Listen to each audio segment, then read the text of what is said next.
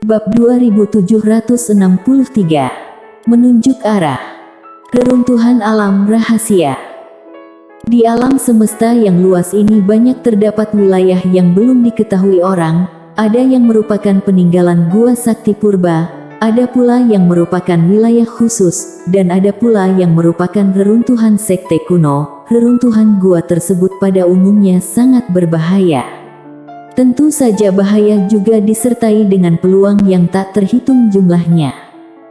Mileye meraih tangan Lydia dan berjalan perlahan menuju langit berbintang yang jauh. Di galaksi, kedua kakak beradik itu berpegangan tangan. Langit berbintang di sekitarnya terlihat sangat dalam dan terpencil. Mileye tiba-tiba berkata lagi, "Lydia, kenapa kamu datang ke sini tiba-tiba? Apa ada masalah?" Dia sedikit terkejut dengan kemunculan Lydia yang tiba-tiba. Lydia masih berkata, "Aku merindukanmu. Merindukanmu." Mileye mengencangkan tangan Lydia, sudut mulutnya sedikit terangkat, hatinya semanis madu. Kebaikan Lydia padanya adalah yang paling murni di dunia. Sungguh suatu berkah dalam hidup ini memiliki gadis seperti ini. Saat itu juga, Andrilan tiba-tiba muncul di hadapan Mileye. Dia membungkuk dalam-dalam kepada Mileye, dan berkata, "Tuan Muda Ye, ada dua reruntuhan, wilayah makam dewa dan tanah penguburan langit." Mileye tersenyum, "Beri aku alamatnya." Andrilan ragu-ragu sejenak, lalu membungkuk dalam-dalam, "Tuan Muda Ye, maafkan aku karena terlalu banyak bicara, bahaya kedua tempat ini tidak terbayangkan." "Kamu," Mileye berkata dengan serius, "aku tidak takut." Andrilan tersenyum pahit, "Tuan Muda Ye, izinkan aku memberitahu kamu satu hal, kamu akan tahu kengerian kedua tempat ini. Di wilayah makam dewa ini konon dikuburkan sekelompok master kuno yang sangat menakutkan. Menurut penyelidikan Paviliun Xianbao, tempat ini mungkin berasal dari era ribuan klan yang legendaris." "Era ribuan klan?" Mileye sedikit mengernyit, "Apakah kamu tahu era ribuan klan?" Dia tahu bahwa orang bijak itu berasal dari era ribuan klan yang legendaris.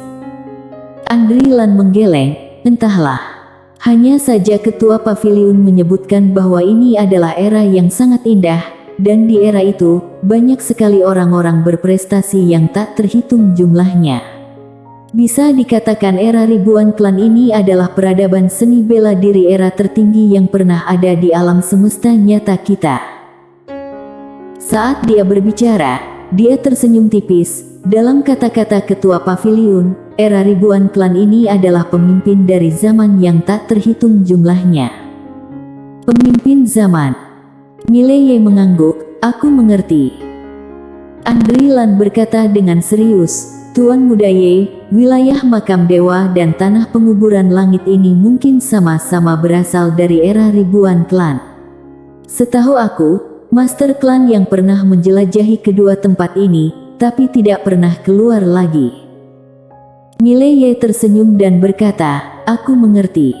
Jika aku sendirian, aku pasti tidak akan pergi, tapi aku tidak sendirian."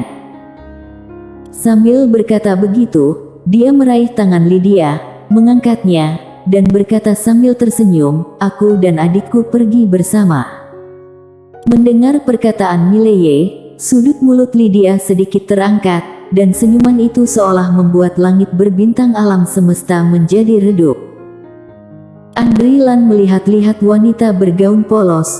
Wanita bergaun polos itu seperti orang biasa, berdiri di sana, tanpa aura sama sekali. Itu biasa saja. Tentu saja Andrilan tidak akan menganggap wanita di depannya itu biasa-biasa saja. Andrilan membungkuk sedikit, lalu mengeluarkan dua gulungan dan menyerahkannya kepada Mileye. "Tuan Muda Ye, ini alamatnya." Mileye mengambil kedua gulungan itu dan tersenyum, "Terima kasih." Setelah mengatakan itu, dia membuka salah satu gulungan itu, melihatnya sekilas, lalu menoleh ke arah Lydia, "Ayo pergi." Lydia mengangguk, lalu menghilang di ujung langit berbintang di kejauhan bersama Mileye. Di langit berbintang yang luas, Mileye sedang terbang dengan pedangnya, dan di sampingnya ada Lydia. Lydia tidak menggunakan pedang, dia hanya memegang tangan Mileye, dengan senyuman tipis di wajahnya. Mileye sedikit penasaran, "Lydia, kamu pernah bertarung satu jurus pedang dengan ayah sebelumnya, dan pedang kalian hampir menghancurkan seluruh alam semesta nyata dan alam semesta tiada batas. Kenapa pedang kalian begitu kuat?" Lydia terdiam. Mileye berkedip, sulit untuk mengatakannya. Lydia menoleh ke arah Mileye, "Aku sedang memikirkan bagaimana menjelaskan masalah yang kompleks secara sederhana agar kamu dapat memahaminya." Ekspresi Mileye membeku.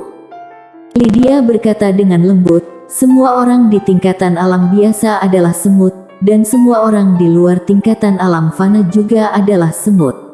Master yang sebenarnya tidak terikat oleh apapun, memahami segalanya, dan melampaui segalanya."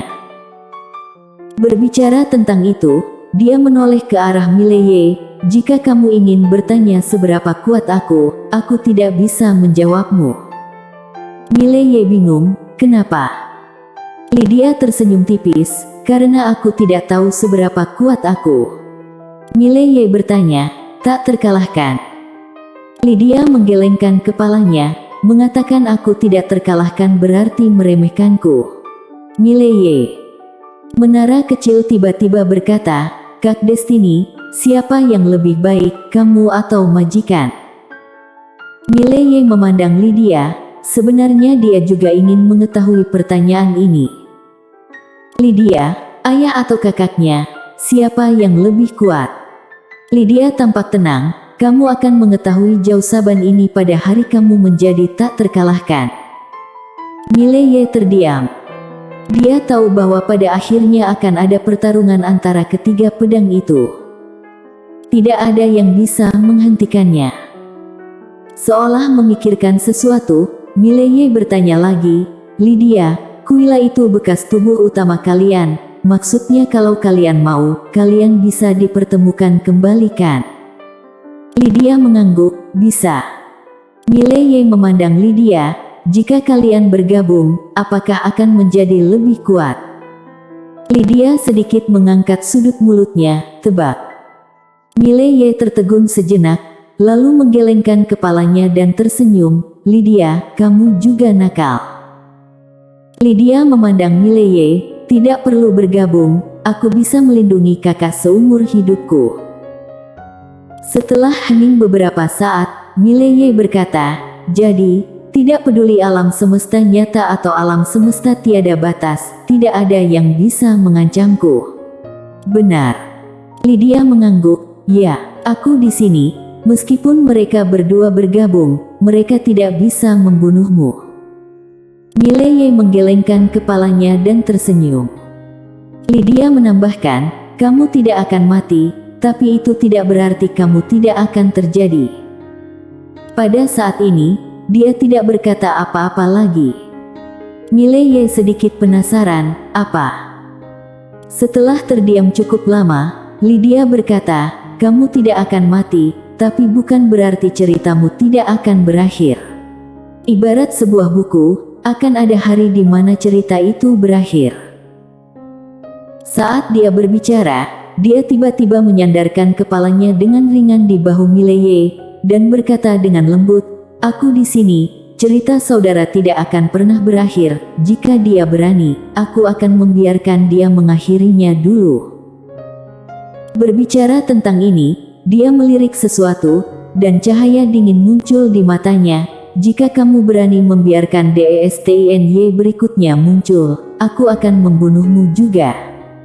Seseorang.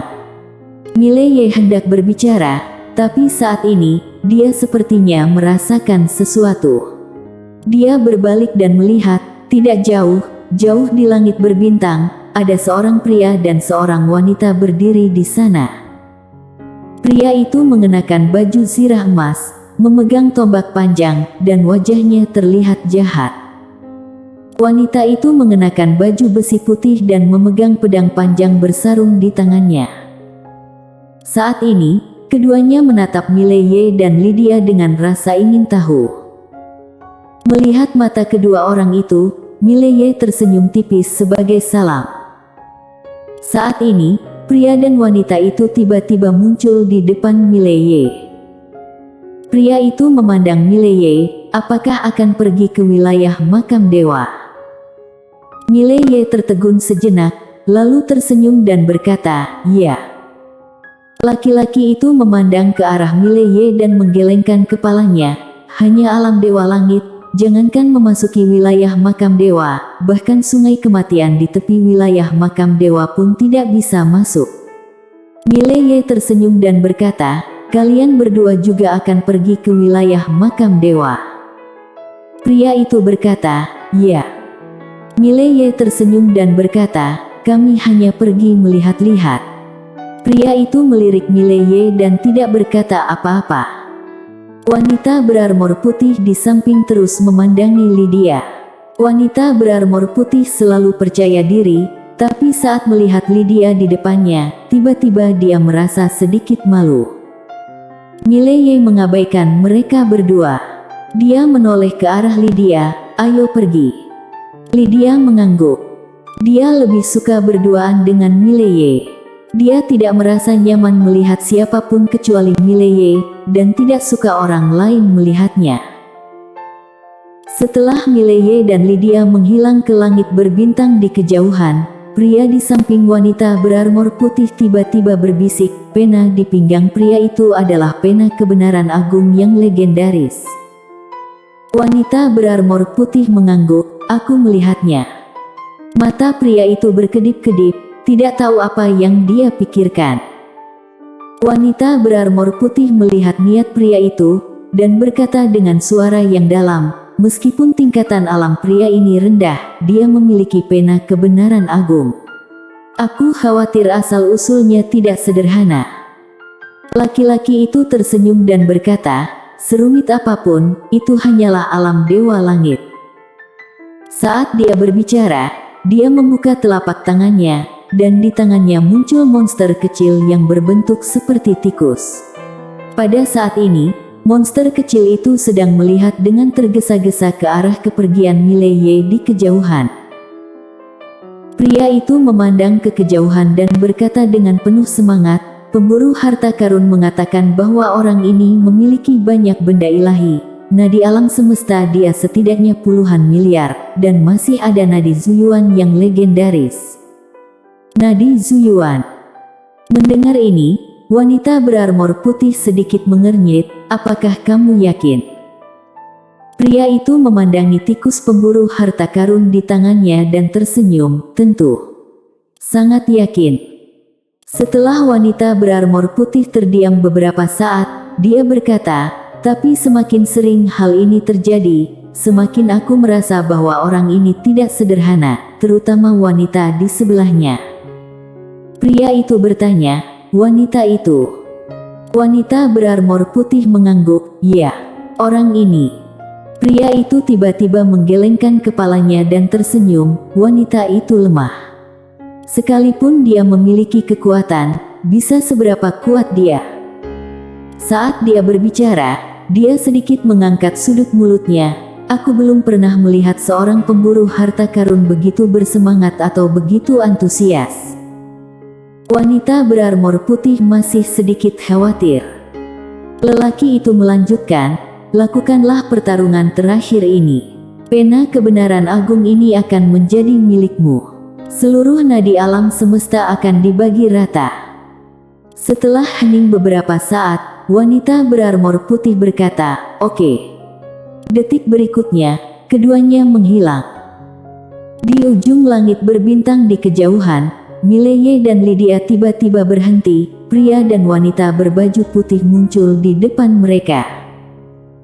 Mileye sedikit bingung dan hendak berbicara. Saat itu pria itu tiba-tiba menghilang dan langsung menikam Mileye dengan tombak. Mileye bingung. "Apa-apaan? Hah?" Pada saat ini, sebuah pedang tiba-tiba menembus alis pria itu tanpa peringatan apapun. Bang! Pria itu langsung terpaku di tempatnya. Pedang itu tidak lain adalah pedang penerapan Taoisme. Pria dan wanita berarmor putih itu benar-benar bingung. Pria itu memandang Mileye berdua dengan wajah ngeri. "Kalian..." Mileye terdiam beberapa saat lalu berkata, "Apa yang akan kamu lakukan?" Pria itu tiba-tiba berkata dengan ngeri, "Aku anggota Sekte Langit Hitam." "Aku..." Lydia tiba-tiba berkata dengan tenang, "Di mana Sekte Langit Hitam? Tunjukkan arahnya." Pria itu memandang Lydia dengan ngeri, "Kamu..." Pada saat itu, pena kebenaran agung tiba-tiba berkata, "Di sebelah kanan." Lydia membuka telapak tangannya, pedang penerapan Taoisme tiba-tiba terbang keluar. Puluhan juta mil jauhnya ke kanan, di dunia tertentu, pedang tiba-tiba jatuh ke dalam sekte yang sangat kuat. Bang! Semua master di sekte ini langsung hancur sebelum mereka sempat bereaksi. Tidak ada lagi Sekte Langit Hitam. Bersambung.